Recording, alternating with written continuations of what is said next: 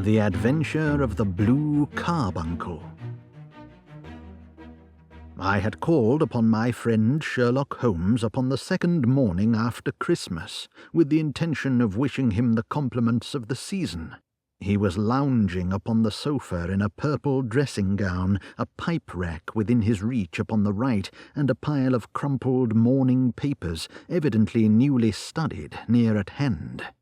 Beside the couch was a wooden chair, and on the angle of the back hung a very seedy and disreputable hard felt hat, much the worse for wear, and cracked in several places. A lens and a forceps lying upon the seat of the chair suggested that the hat had been suspended in this manner for the purpose of examination. "You are engaged," said I. "Perhaps I interrupt you." "Not at all. I am glad to have a friend with whom I can discuss my results. The matter is a perfectly trivial one." He jerked his thumb in the direction of the old hat, but there are points in connection with it which are not entirely devoid of interest and even of instruction. I seated myself in his armchair and warmed my hands before his crackling fire, for a sharp frost had set in, and the windows were thick with the ice crystals. "I suppose," I remarked, "that, homely as it looks, this thing has some deadly story linked onto it, that it is the clue which will guide you in the solution of some mystery and the punishment of some crime." No crime," said Sherlock Holmes, laughing. "Only one of those whimsical little incidents which will happen when you have 4 million human beings all jostling each other within the space of a few square miles. Amid the action and reaction of so dense a swarm of humanity, every possible combination of events may be expected to take place, and many a little problem will be presented which may be striking and bizarre without being criminal. We have already had experience of such. So much so," I remarked, "that of the last 6 cases which I have added to my notes, 3 have been entirely free of any legal crime." "Precisely. You allude to my attempt to recover the Irene Adler papers, to the singular case of Miss Mary Sutherland, and to the adventure of the man with the twisted lip. Well, I have no doubt that this small matter will fall into the same innocent category. You know Peterson, the commissionaire?" "Yes." "It is to him that this trophy belongs." "It is his hat?" No, he found it. Its owner is unknown. I beg that you will look upon it not as a battered billycock, but as an intellectual problem. And first, as to how it came here. It arrived upon Christmas morning, in company with a good fat goose, which is, I have no doubt, roasting at this moment in front of Peterson's fire. The facts are these. About 4 o'clock on Christmas morning, Peterson, who, as you know, is a very honest fellow, was returning from some small jollification, and was making his way homeward down Tottenham Court Road. In front of him he saw in the gaslight a tallish man walking with a slight stagger and carrying a white goose slung over his shoulder. As he reached the corner of Goodge Street, a row broke out between this stranger and a little knot of roughs. One of the latter knocked off the man's hat, on which he raised his stick to defend himself, and, swinging it over his head, smashed the shop window behind him.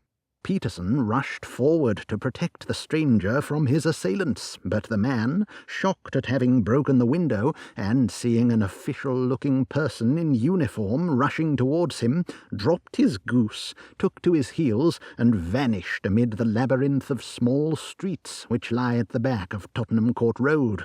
The roughs had also fled at the appearance of Peterson, so that he was left in possession of the field of battle, and also of the spoils of victory, in the shape of this battered hat and a most unimpeachable Christmas goose." "Which surely he restored to their owner?" "My dear fellow, there lies the problem. It is true that "For Mrs. Henry Baker" was printed upon a small card which had been tied to the bird's left leg, and it is also true that the initials H.B. are legible upon the lining of this hat. But as there are some thousands of Bakers and some hundreds of Henry Bakers in this city of ours, it is not easy to restore lost property to any one of them. What then did Peterson do? He brought round both hat and goose to me on Christmas morning, knowing that even the smallest problems are of interest to me. The goose we retained until this morning, when there were signs that, in spite of the slight frost, it would be well that it should be eaten without unnecessary delay. Its finder has carried it off, therefore, to fulfill the ultimate destiny of a goose, while I continue to retain the hat of the unknown gentleman who lost his Christmas dinner. Did he not advertise? No. Then what clue could you have to his identity? Only as much as we can deduce.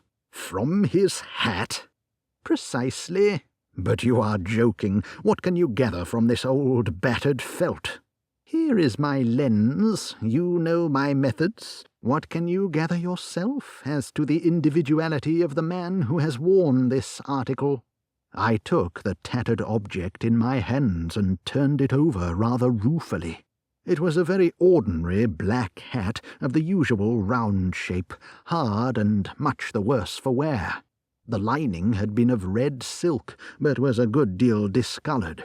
There was no maker's name, but, as Holmes had remarked, the initials H.B. were scrawled upon one side. It was pierced in the brim for a hat securer, but the elastic was missing. For the rest, it was cracked, exceedingly dusty, and spotted in several places, although there seemed to have been some attempt to hide the discoloured patches by smearing them with ink. "I can see nothing," said I, handing it back to my friend. "On the contrary, Watson, you can see everything. You fail, however, to reason from what you see. You are too timid in drawing your inferences. Then pray tell me what it is that you can infer from this hat." He picked it up and gazed at it in the peculiar introspective fashion which was characteristic of him. "It is perhaps less suggestive than it might have been," he remarked, "and yet there are a few inferences which are very distinct, and a few others which represent at least a strong balance of probability. That the man was highly intellectual is of course obvious upon the face of it, and also that he was fairly well-to-do within the last 3 years, although he has now fallen upon evil days. He had foresight, but has less now than formerly, pointing to a moral retrogression, which, when taken with the decline of his fortunes, seems to indicate some evil influence, probably drink, at work upon him. This may account also for the obvious fact that his wife has ceased to love him." "My dear Holmes!" "He has, however, retained some degree of self-respect," he continued, disregarding my remonstrance. "He is a man who leads a sedentary life, goes out little, is out of training entirely, is middle-aged, has grizzled hair, which he has had cut within the last few days, and which he anoints with lime cream. These are the more patent facts which are to be deduced from his hat. Also, by the way, that it is extremely improbable that he has gas laid on in his house." "You are certainly joking, Holmes." "Not in the least. Is it possible that even now, when I give you these results, you are unable to see how they are attained?" "I have no doubt that I am very stupid, but I must confess that I am unable to follow you. For example, how did you deduce that this man was intellectual?" For answer, Holmes clapped the hat upon his head. It came right over the forehead and settled upon the bridge of his nose. "It is a question of cubic capacity," said he. "A man with so large a brain must have something in it." "The decline of his fortunes, then?" This hat is 3 years old. These flat brims curled at the edge came in then.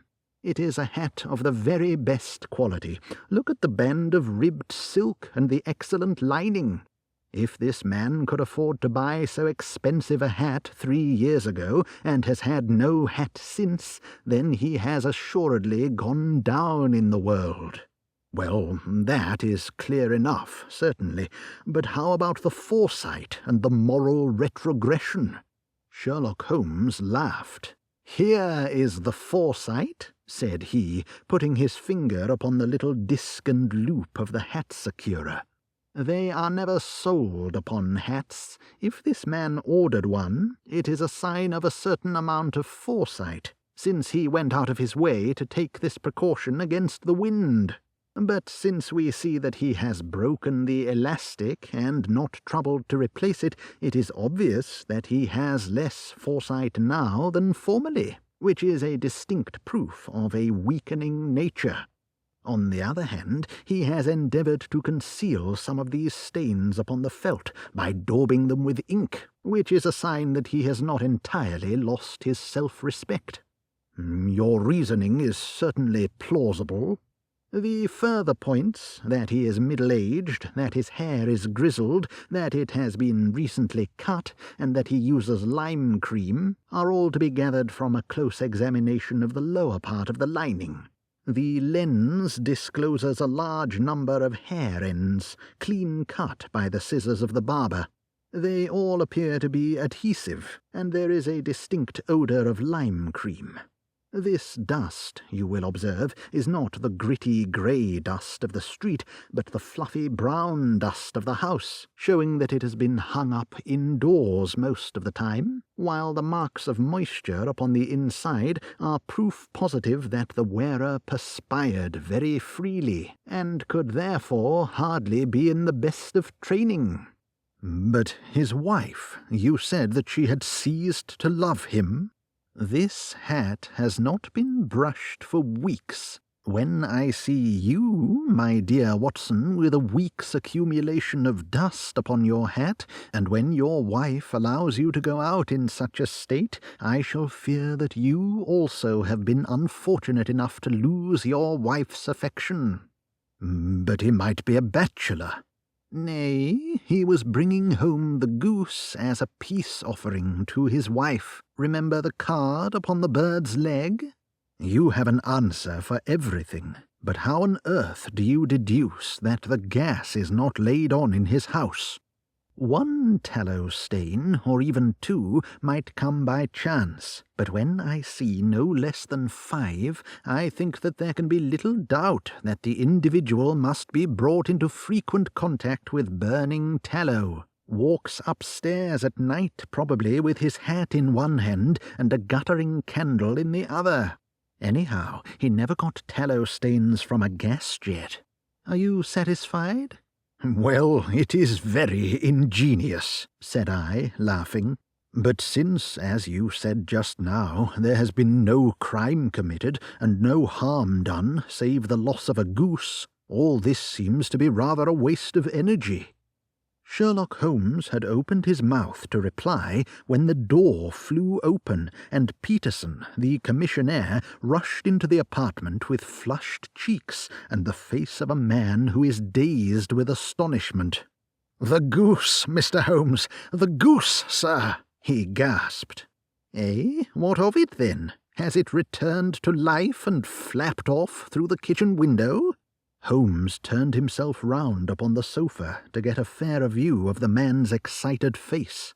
"See here, sir, see what my wife found in its crop."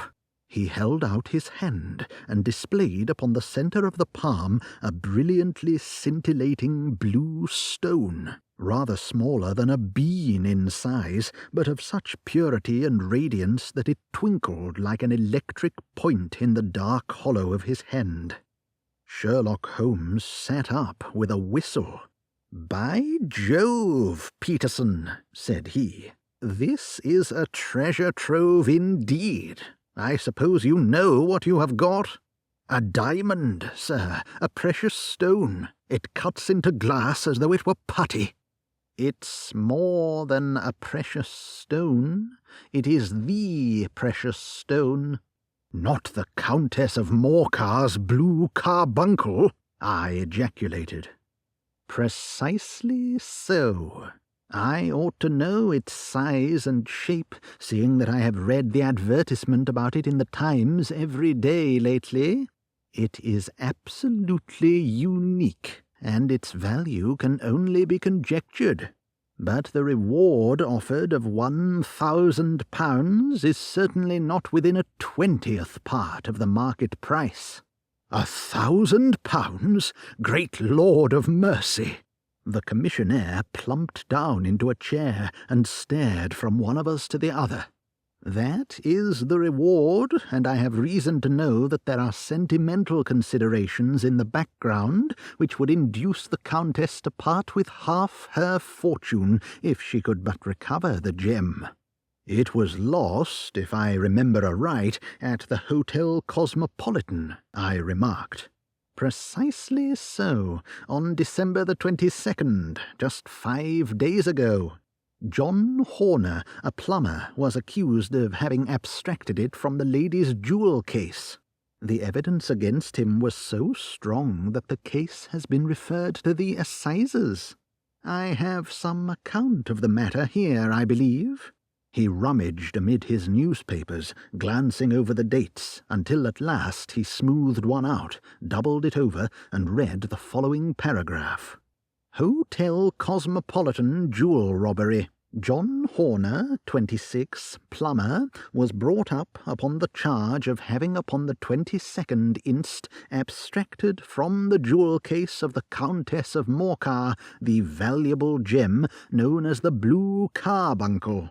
James Ryder, upper attendant at the hotel, gave his evidence to the effect that he had shown Horner up to the dressing-room of the Countess of Morcar upon the day of the robbery, in order that he might solder the second bar of the grate, which was loose. He had remained with Horner some little time, but had finally been called away. On returning, he found that Horner had disappeared, that the bureau had been forced open, and that the small morocco casket in which, as it afterwards transpired, the Countess was accustomed to keep her jewel, was lying empty upon the dressing-table. Ryder instantly gave the alarm, and Horner was arrested the same evening. But the stone could not be found, either upon his person or in his rooms. Catherine Cusack, maid to the Countess, deposed to having heard Ryder's cry of dismay on discovering the robbery, and to having rushed into the room, where she found matters as described by the last witness. Inspector Bradstreet, B Division, gave evidence as to the arrest of Horner, who struggled frantically and protested his innocence in the strongest terms. Evidence of a previous conviction for robbery having been given against the prisoner, the magistrate refused to deal summarily with the offence, but referred it to the assizes. Horner, who had shown signs of intense emotion during the proceedings, fainted away at the conclusion and was carried out of court. So much for the police court, said Holmes thoughtfully, tossing aside the paper. The question for us now to solve is the sequence of events leading from a rifled jewel case at one end to the crop of a goose in Tottenham Court Road at the other. You see, Watson, our little deductions have suddenly assumed a much more important and less innocent aspect. Here is the stone. The stone came from the goose, and the goose came from Mr. Henry Baker, the gentleman with the bad hat and all the other characteristics with which I have bored you. So now we must set ourselves very seriously to finding this gentleman and ascertaining what part he has played in this little mystery. To do this, we must try the simplest means first, and these lie undoubtedly in an advertisement in all the evening papers. If this fail, I shall have recourse to other methods. What will you say? Give me a pencil and that slip of paper. Now then, Found at the corner of Goose Street, a goose and a black felt hat. Mr. Henry Baker can have the same by applying at 6:30 this evening at 221 B. Baker Street. That is clear and concise. Very, but will he see it?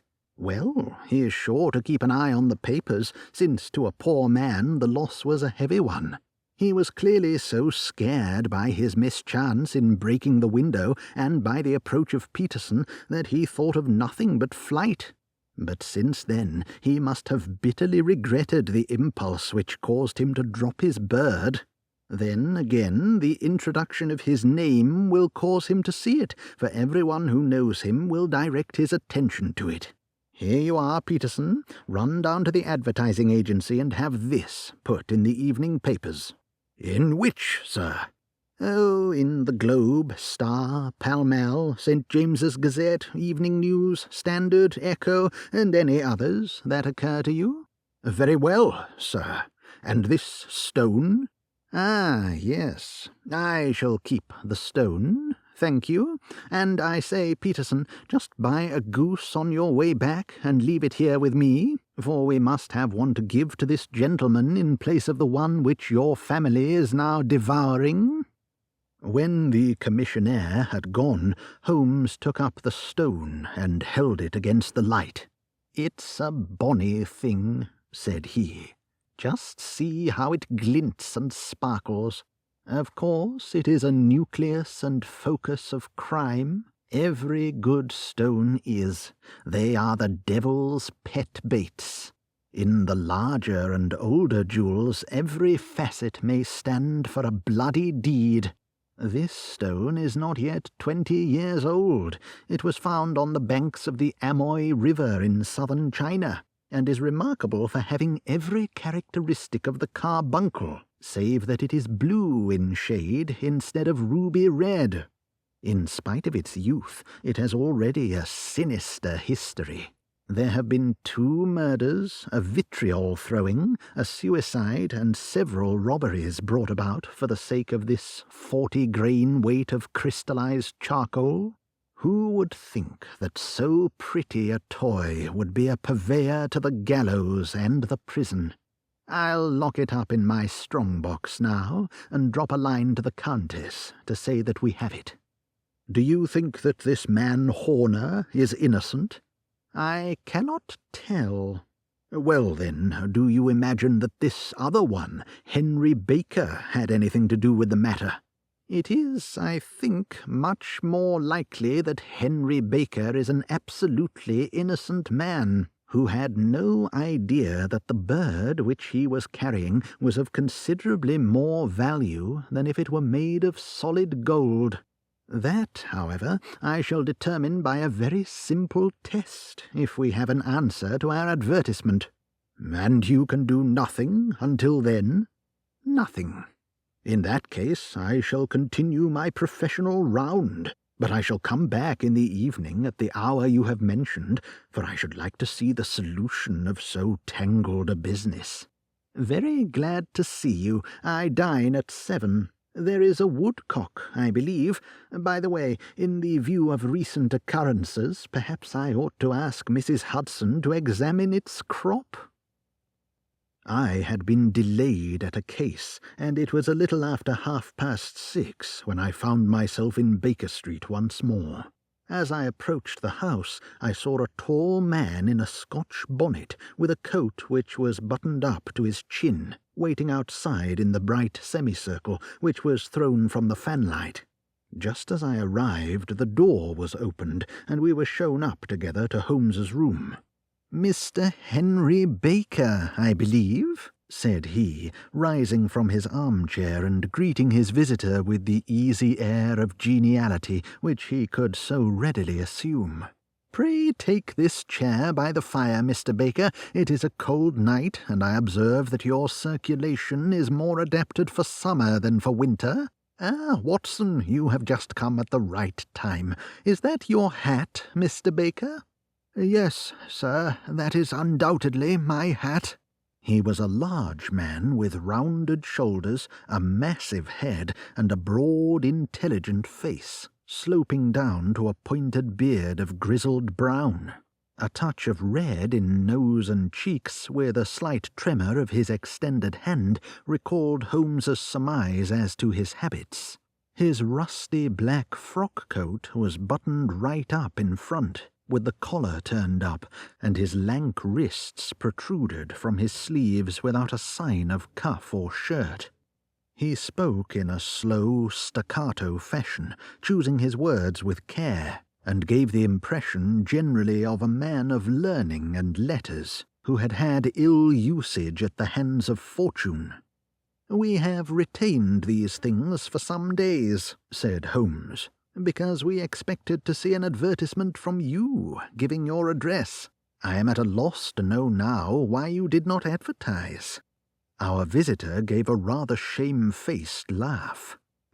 "Shillings have not been so plentiful with me as they once were," he remarked.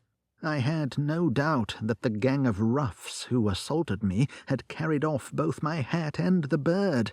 I did not care to spend more money in a hopeless attempt at recovering them." "Very naturally. By the way, about the bird, we were compelled to eat it." "To eat it?" Our visitor half rose from his chair in his excitement. "Yes, it would have been of no use to anyone had we not done so. But I presume that this other goose upon the sideboard, which is about the same weight and perfectly fresh, will answer your purpose equally well?" "Oh, certainly, certainly," answered Mr. Baker with a sigh of relief. "Of course we still have the feathers, legs, crop, and so on of your own bird, so if you wish—" The man burst into a hearty laugh.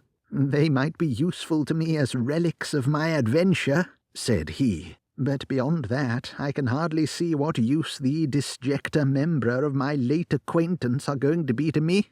No, sir, I think that, with your permission, I will confine my attentions to the excellent bird which I perceive upon the sideboard." Sherlock Holmes glanced sharply across at me with a slight shrug of his shoulders. "There is your hat, then, and there your bird," said he. "By the way, would it bore you to tell me where you got the other one from? I am somewhat of a fowl fancier, and I have seldom seen a better grown goose." "Certainly, sir," said Baker, who had risen and tucked his newly gained property under his arm.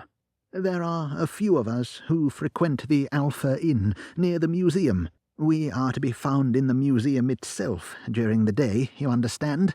This year our good host, Windygate by name, instituted a goose club, by which, on consideration of some few pence every week, we were each to receive a bird at Christmas. My pence were duly paid, and the rest is familiar to you. I am much indebted to you, sir, for a Scotch bonnet is fitted neither to my years nor my gravity." With a comical pomposity of manner, he bowed solemnly to both of us, and strode off upon his way.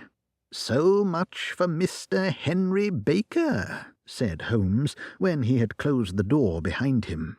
"It is quite certain that he knows nothing whatever about the matter. Are you hungry, Watson?" "Not particularly."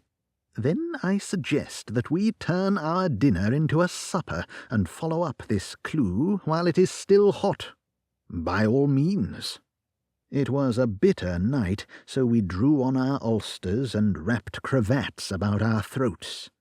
Outside, the stars were shining coldly in a cloudless sky, and the breath of the passers-by blew out into smoke like so many pistol shots. Our footfalls rang out crisply and loudly as we swung through the Doctor's Quarter, Wimpole Street, Harley Street, and so through Wigmore Street into Oxford Street. In a quarter of an hour we were in Bloomsbury at the Alpha Inn, which is a small public house at the corner of one of the streets which runs down into Holborn. Holmes pushed open the door of the private bar and ordered 2 glasses of beer from the ruddy-faced, white-aproned landlord.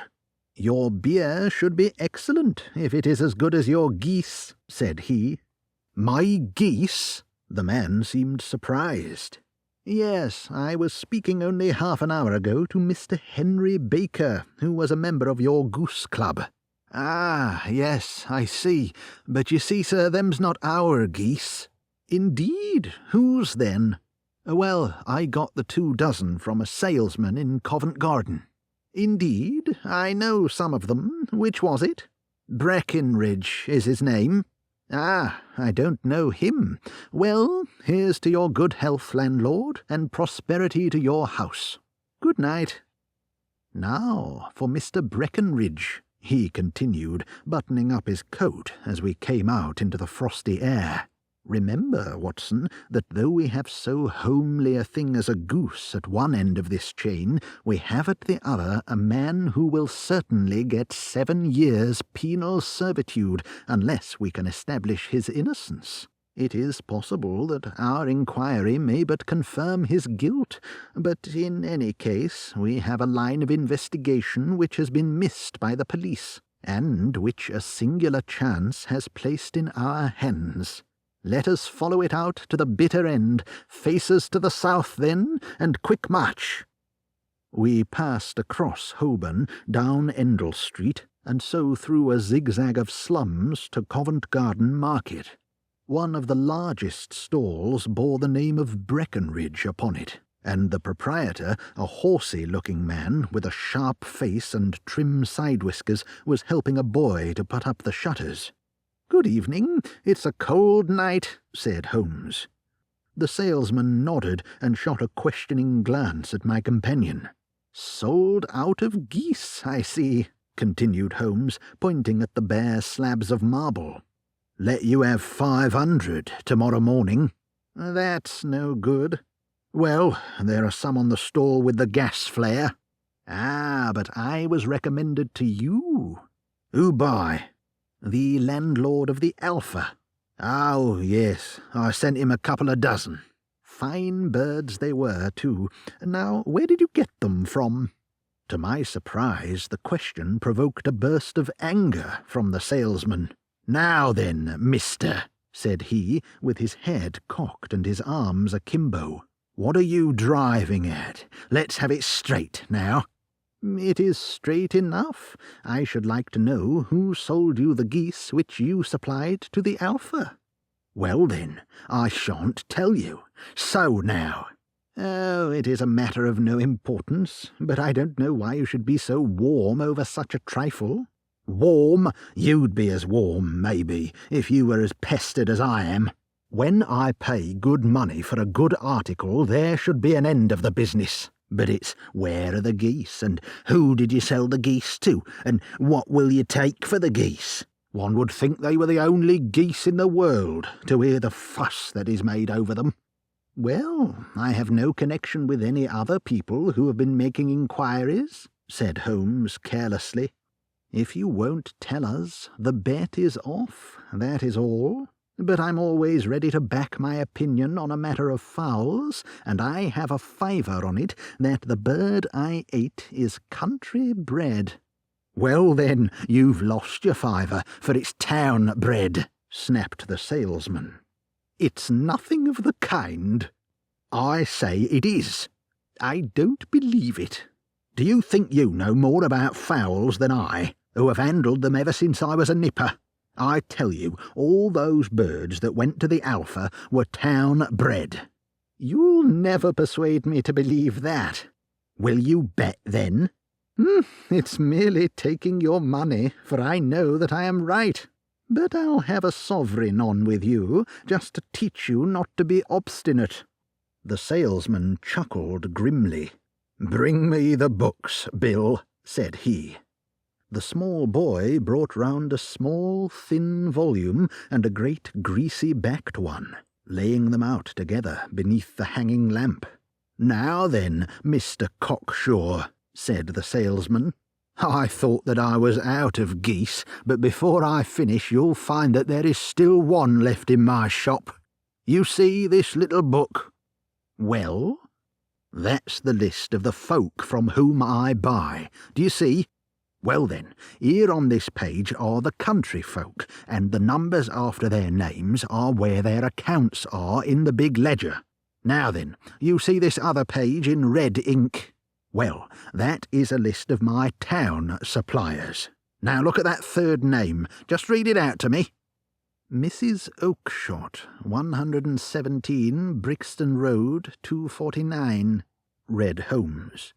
Quite so. Now, turn that up in the ledger. Holmes turned to the page indicated. Here you are, Mrs. Oakshott, 117 Brixton Road, egg and poultry supplier. Now then, what's the last entry? December the 22nd, 24 geese at 7 shillings and sixpence. Quite so. There you are. And underneath, sold to Mr. Windigate of the Alpha at 12 shillings. What have you to say now? Sherlock Holmes looked deeply chagrined.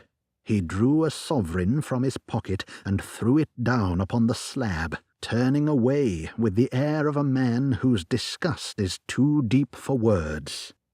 A few yards off he stopped under a lamp-post and laughed in the hearty, noiseless fashion which was peculiar to him. When you see a man with whiskers of that cut and the pink 'un protruding out of his pocket, you can always draw him by a bet, said he. I dare say that if I had put £100 down in front of him, that man would not have given me such complete information as was drawn from him by the idea that he was doing me on a wager. Well, Watson, we are, I fancy, nearing the end of our quest, and the only point which remains to be determined is whether we should go on to this Mrs. Oakshott tonight, or whether we should reserve it for tomorrow. It is clear from what that surly fellow said that there are others besides ourselves who are anxious about the matter, and I should—" His remarks were suddenly cut short by a loud hubbub which broke out from the stall which we had just left. Turning round, we saw a little rat-faced fellow standing in the centre of the circle of yellow light which was thrown by the swinging lamp, while Breckenridge, the salesman, framed in the door of his stall, was shaking his fists fiercely at the cringing figure. "I've had enough of you and your geese," he shouted. "I wish you were all at the devil together. If you come pestering me any more with your silly talk, I'll set the dog at you. You bring Mrs. Oakshott here and I'll answer her. But what have you to do with it? Did I buy these geese off you?" "No, but one of them was mine, all the same," whined the little man. "Well then, ask Mrs. Oakshott for it." "She told me to ask you." "Well, you can ask the King of Prussia for all I care. I've had enough of it. Get out of this." He rushed fiercely forward, and the inquirer flitted away into the darkness. "Ah, this may save us a visit to Brixton Road," whispered Holmes. "Come with me, and we shall see what is to be made of this fellow." Striding through the scattered knots of people who lounged round the flaring stalls, my companion speedily overtook the little man and touched him upon the shoulder. He sprang round, and I could see in the gaslight that every vestige of colour had been driven from his face. "Who are you, then? What do you want?" he asked in a quavering voice. "You will excuse me," said Holmes blandly, "but I could not help overhearing the questions which you put to the salesman just now. I think that I could be of assistance to you." "You? Who are you? How could you know anything of the matter?" "My name is Sherlock Holmes. It is my business to know what other people don't know." "But you can know nothing of this." "Excuse me, I know everything of it. You are endeavouring to trace some geese which were sold by Mrs. Oakshott of Brixton Road to a salesman named Breckenridge, by him in turn to Mr. Windigate of the Alpha, and by him to his club, of which Mr. Henry Baker is a member." "Oh, sir, you are the very man whom I have longed to meet," cried the little fellow with outstretched hands and quivering fingers. I can hardly explain to you how interested I am in this matter." Sherlock Holmes hailed a four-wheeler which was passing. "In that case, we had better discuss it in a cosy room, rather than in this wind-swept marketplace," said he.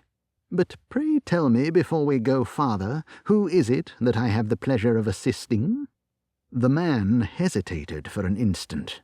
"My name is John Robinson," he answered, with a sidelong glance. "No, the real name," said Holmes sweetly. "It is always awkward doing business with an alias." A flush sprang to the white cheeks of the stranger. "Well then," said he, "my real name is James Ryder." "Precisely so. Head attendant at the Hotel Cosmopolitan. Pray step into the cab, and I shall soon be able to tell you everything which you would wish to know." The little man stood glancing from one to the other of us with half-frightened, half-hopeful eyes, as one who is not sure whether he is on the verge of a windfall or of a catastrophe. Then he stepped into the cab, and in half an hour we were back in the sitting-room at Baker Street. Nothing had been said during our drive, but the high, thin breathing of our new companion and the claspings and unclaspings of his hands spoke of the nervous tension within him. "Here we are," said Holmes cheerily as we filed into the room. "The fire looks very seasonable in this weather. You look cold, Mr. Ryder. Pray take the basket chair. I will just put on my slippers before we settle this little matter of yours. Now then, you want to know what became of those geese?" "Yes, sir." "Or rather, I fancy, of that goose. It was one bird, I imagine, in which you were interested, white with a black bar across the tail?" Ryder quivered with emotion. "Oh, sir," he cried, "can you tell me where it went to?" "It came here." "Here?" "Yes, and a most remarkable bird it proved. I don't wonder that you should take an interest in it. It laid an egg after it was dead, the bonniest, brightest little blue egg that ever was seen. I have it here in my museum." Our visitor staggered to his feet and clutched the mantelpiece with his right hand. Holmes unlocked his strong-box and held up the Blue Carbuncle, which shone out like a star with a cold, brilliant, many-pointed radiance.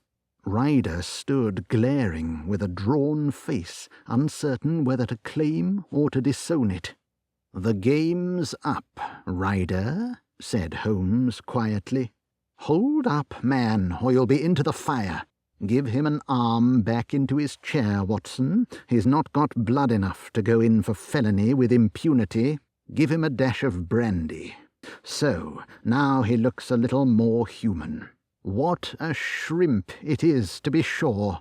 For a moment he had staggered and nearly fallen, but the brandy brought a tinge of colour into his cheeks, and he sat staring with frightened eyes at his accuser. "I have almost every link in my hands, and all the proofs which I could possibly need, so there is little which you need to tell me. Still, that little may as well be cleared up to make the case complete. You had heard, Ryder, of this blue stone of the Countess of Morcar's?" "It was Catherine Cusack who told me of it," he said in a crackling voice. "I see, her ladyship's waiting-maid. Well, the temptation of sudden wealth, so easily acquired, was too much for you, as it has been for better men before you. But you were not very scrupulous in the means you used. It seems to me, Ryder, that there is the making of a very pretty villain in you. You knew that this man Horner, the plumber, had been concerned in some such matter before, and that suspicion would rest the more readily upon him. What did you do, then? You made some small job in the lady's room, you and your confederate Cusack, and you managed that he should be the man sent for. Then, when he had left, you rifled the jewel case, raised the alarm, and had this unfortunate man arrested. You then—" Ryder threw himself down suddenly upon the rug and clutched at my companion's knees. "For God's sake, have mercy!" he shrieked. "Think of my father, of my mother. It would break their hearts. I never went wrong before. I never will again. I swear it. I'll swear it on the Bible. Oh, don't bring it into court. For Christ's sake, don't." "Get back into your chair," said Holmes sternly. "It is very well to cringe and crawl now, but you thought little enough of this poor Horner in the dock for a crime of which he knew nothing." "I will fly, Mr. Holmes. I will leave the country, sir. Then the charge against him will break down." We will talk about that, and now let us hear a true account of the next act. How came the stone into the goose, and how came the goose into the open market? Tell us the truth, for there lies your only hope of safety." Ryder passed his tongue over his parched lips.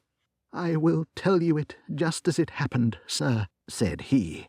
"When Horner had been arrested, it seemed to me that it would be best for me to get away with the stone at once, for I did not know at what moment the police might not take it into their heads to search me and my room. There was no place about the hotel where it would be safe. I went out as if on some commission, and I made for my sister's house.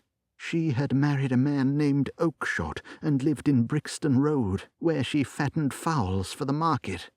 All the way there, every man I met seemed to me to be a policeman or a detective, and for all that it was a cold night, the sweat was pouring down my face before I came to the Brixton Road.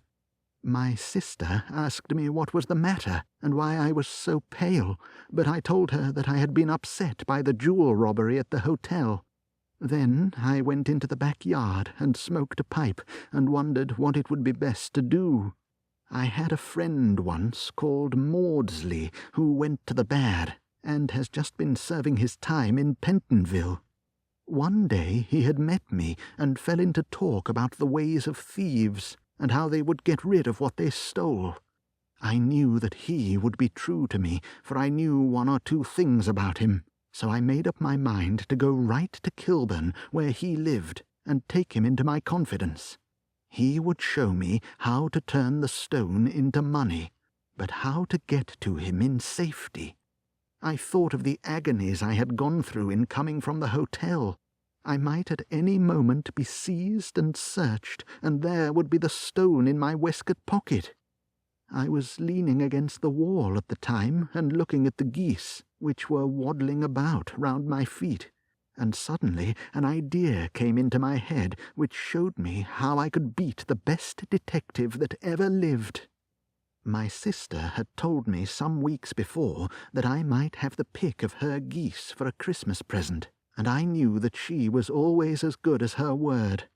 I would take my goose now, and in it I would carry my stone to Kilburn. There was a little shed in the yard, and behind this I drove one of the birds, a fine big one, white, with a barred tail. I caught it, and prying its bill open, I thrust the stone down its throat as far as my finger could reach. The bird gave a gulp, and I felt the stone pass along its gullet and down into its crop.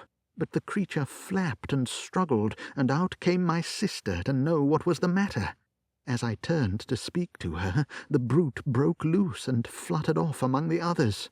"Whatever were you doing with that bird, Jem?" says she. "Well," said I, "you said you'd give me one for Christmas, and I was feeling which was the fattest." "Oh," she says, "we've set yours aside for you. Jem's bird, we call it. It's the big white one over yonder. There's 26 of them, which makes one for you, and one for us, and 2 dozen for the market." "Thank you, Maggie," says I, "but if it is all the same to you, I'd rather have that one I was handling just now." "The other is a good 3 pound heavier," said she, "and we fattened it expressly for you." "Never mind, I'll have the other, and I'll take it now," said I. "Oh, just as you like," said she, a little huffed. "Which is it you want, then?" "That white one, with the barred tail, right in the middle of the flock." "Oh, very well. Kill it and take it with you." Well, I did what she said, Mr. Holmes, and I carried the bird all the way to Kilburn. I told my pal what I had done, for he was a man that it was easy to tell a thing like that to. He laughed until he choked, and we got a knife and opened the goose. My heart turned to water, for there was no sign of the stone, and I knew that some terrible mistake had occurred. I left the bird, rushed back to my sister's, and hurried into the backyard. There was not a bird to be seen there. "Where are they all, Maggie?" I cried. "Gone to the dealers, Jem." "Which dealers?" "Breckenridge of Covent Garden." "But there was another with a barred tail?" I asked. "The same as the one I chose?" "Yes, Jem, there were 2 barred-tailed ones, and I could never tell them apart." Well, then, of course, I saw it all, and I ran off as hard as my feet would carry me to this man Breckenridge. But he had sold the lot at once, and not one word would he tell me as to where they had gone. You heard him yourselves tonight. Well, he has always answered me like that. My sister thinks that I'm going mad. Sometimes I think that I am myself. And now I am myself a branded thief, without ever having touched the wealth for which I sold my character. God help me! God help me!" He burst into convulsive sobbing, with his face buried in his hands. There was a long silence, broken only by his heavy breathing and by the measured tapping of Sherlock Holmes's fingertips upon the edge of the table. Then my friend rose and threw open the door. "Get out," said he. "What, sir? Oh, heaven bless you!" "No more words. Get out." And no more words were needed. There was a rush, a clatter upon the stairs, the bang of a door, and the crisp rattle of running footfalls from the street. "After all, Watson," said Holmes, reaching up his hand for his clay pipe, "I am not retained by the police to supply their deficiencies. If Horner were in danger, it would be another thing, but this fellow will not appear against him, and the case must collapse. I suppose that I am commuting a felony, but it is just possible that I am saving a soul. This fellow will not go wrong again. He is too terribly frightened. Send him to jail now, and you make him a jailbird for life. Besides, it is the season of forgiveness. Chance has put in our way a most singular and whimsical problem, and its solution is its own reward. If you will have the goodness to touch the bell, Doctor, we will begin another investigation, in which also a bird will be the chief feature."